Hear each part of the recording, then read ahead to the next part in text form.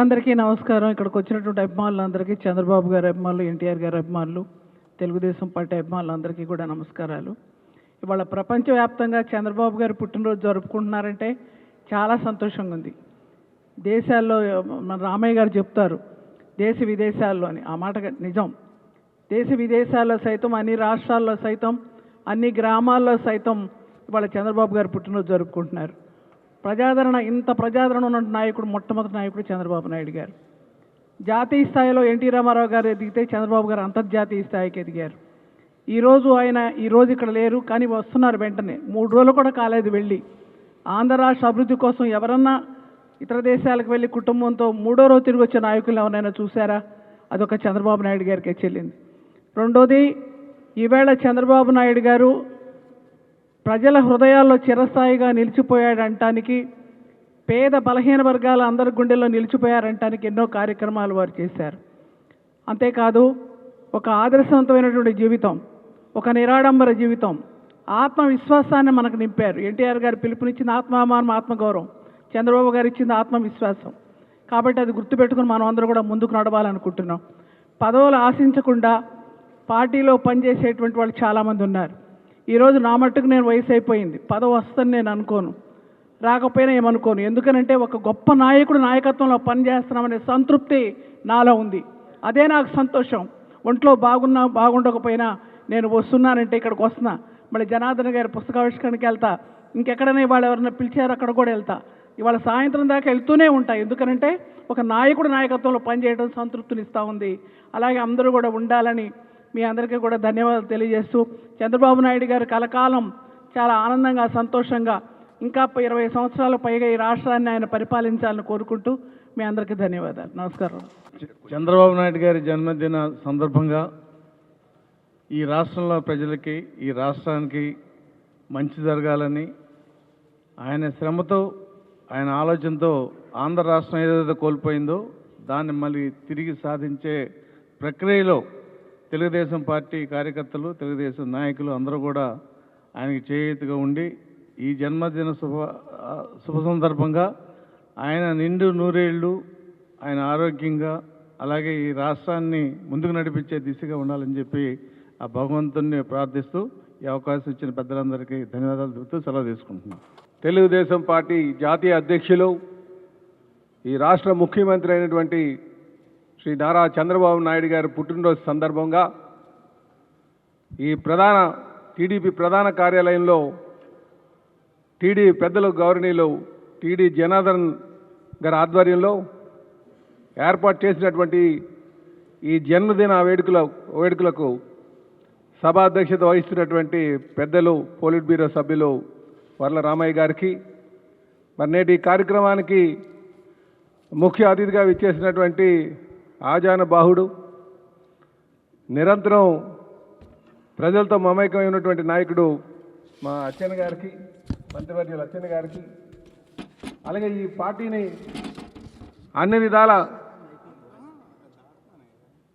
ముందుకి కాపాడుతూ ముఖ్యమంత్రి గారికి, జాతీయ అధ్యక్షుల వారికి అండగా ఉంటూ నడిపిస్తున్నటువంటి తెలుగుదేశం పార్టీ కార్యాలయం సిబ్బంది అందరికీ కూడా, అటు పెద్దలు కార్యవర్గ సభ్యులందరికీ, అశోక్ గారికి, వ్యాస్ గారికి, గురుమూర్తి గారికి, మా నరేంద్ర గారికి, భాషా గారికి, ముఖ్యంగా రమణ గారికి, అలాగే మా వెంకటేశ్వరరావు గారికి, ఇంకా పెద్దలు చౌదరి గారికి, అలాగే నన్నపనేని రాజ్ కుమార్ గారికి, మిగతా పెద్దలందరికీ కూడా, ఇప్పుడే మా కోమటి వారు వచ్చారు, వారికి, మిగతా సభ్యులందరికీ కూడా పేరు పేరున నా నమస్కారాలు తెలియజేసుకుంటున్నాను.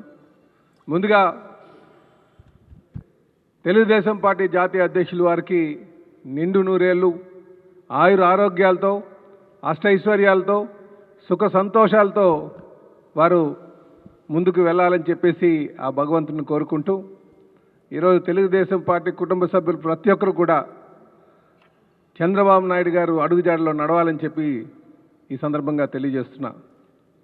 ఎందుకంటే ఆయన 3 సార్లు ముఖ్యమంత్రిగా చేశారు, మళ్ళీ ఇప్పుడు 4వసారి ముఖ్యమంత్రిగా పదవి చేస్తున్నారు. మొదటి నుంచి ఇప్పటి వరకు కూడా ఎలాగుంటారంటే 1 సంవత్సరం చేసిన తర్వాత 2 సంవత్సరాలు చేసిన తర్వాత ఇంక చాలే కొంచెం రెస్ట్ తీసుకుందాం, మెల్లిగా అందరితో నడిపిద్దాం, వెనకాల ఉందాం అని ఒక ఆలోచన చేస్తుంటారు. కానీ చంద్రబాబు నాయుడు గారు ఒకసారి పదవి చేపట్టారంటే ఆయన 24 అవర్స్, నాకు తెలిసి ఆయన 4 గంటలు పడుకుంటారేమో. ఒక సందర్భంలో పునీత గారని చెప్పి రిటైర్డ్ ఐఏఎస్ ఆఫీసర్, చాలా సీనియర్ మోస్ట్ ఐఏఎస్ ఆఫీసర్. ఆయన నేను మొదటిసారి ఎమ్మెల్యేగా అయినప్పుడు ఆయన దగ్గరికి ఒక పని మీదకి వెళ్ళా. ఆయన బాగుందమ్మా, ఏం పని మీద వచ్చారంటే పలానా పని మీద వచ్చాను. ఆయనతో మాట్లాడుకున్న తర్వాత ముఖ్యమంత్రి గారి దగ్గరికి వెళ్ళానండి, వారు మిమ్మల్ని ఒకసారి సంప్రదించమన్నారని చెప్పేసి ఆయన ఒక మాట అన్నారు. ఈ చరిత్రలో ఆయన చదువుకున్నారు కనుక చరిత్రలో 2 వ్యక్తులు నాకు ఎప్పుడు గుర్తుంటారు. ఒకటి అక్బర్ చక్రవర్తి, ఆయన కేవలం 4 గంటలే పడుకునేవారట, నిరంతరం ప్రజాసేవలో ఉండేవారు. ఈరోజు అది చరిత్రలో చదువుకుంది.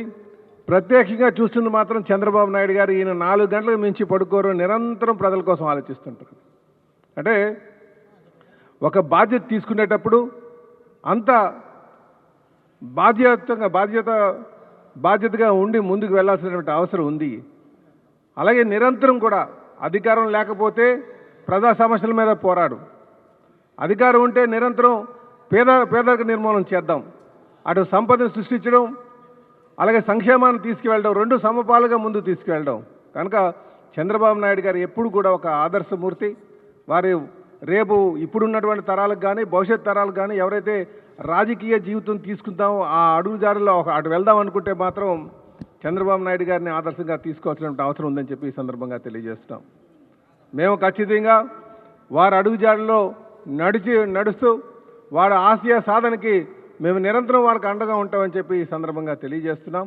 అలాగే కీర్తిశేషులు నందమూరి తారక రామారావు గారు స్థాపించినటువంటి ఈ పార్టీని కంటికి రెప్పలా కాపాడుకుంటూ కార్యకర్తలకు అందరికీ మనోధైర్యం ఇస్తూ, ఎందుకంటే గత 5 సంవత్సరాలుగా చాలా దుర్మార్గంగా వ్యవహరించినటువంటి మరి ప్రభుత్వం, వాళ్ళందరినీ కాపాడుకుంటూ కార్యకర్తలను కాపాడుకుంటూ ఒకవైపు ప్రజా సమస్యల మీద పోరాటం చేస్తూ ఇంకొక వైపు పేదరిక నిర్మూలన కోసం కృషి చేస్తూ ఇలాగా ఒక విజనరీగా, అందుకే ఏ నాయకుడికైనా సరే కేవలం కష్టపడటమే కాదు, ఒక విజన్ కూడా ఉండాలి. ఈ విజనరీ అటువంటి నాయకుడు ఆయన 2020లో ఒక విజన్ డాక్యుమెంట్ రెడీ చేస్తే ఇది అవసరం ఉంటుందా అని అనుకున్నారు. కానీ 2020కి వచ్చేసరికి ఆయన విజన్ కరెక్ట్ అయింది. ఈరోజు 2047 విజన్ డాక్యుమెంట్ మీద వెళ్తున్నారు. అందుకే ఒక విజనరీ నాయకుడు, ఇప్పుడున్న తరాలకి భవిష్యత్ తరాలకి ఒక ఆదర్శమైనటువంటి మూర్తి. కనుక వారి యొక్క అడుగుజాడలో నడవాల్సినటువంటి అవసరం ఉంది. వారు నిండు నూరేళ్ళు ఆయురారోగ్యాలతో ఉండాలని చెప్పి కాంక్షిస్తూ తెలుగుదేశం పార్టీ కుటుంబ సభ్యులందరూ కూడా వారి అడుగుజాడలో నడవాలని చెప్పి కోరుకుంటూ సెలవు తీసుకుంటున్నాను. నమస్కారం.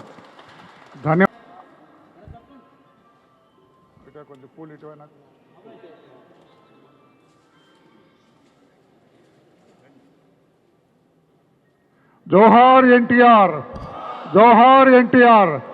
వర్ధిల్లాలి నారా చంద్రబాబు నాయుడు గారి నాయకత్వం, వర్ధిల్లాలి నారా చంద్రబాబు నాయుడు గారి నాయకత్వం.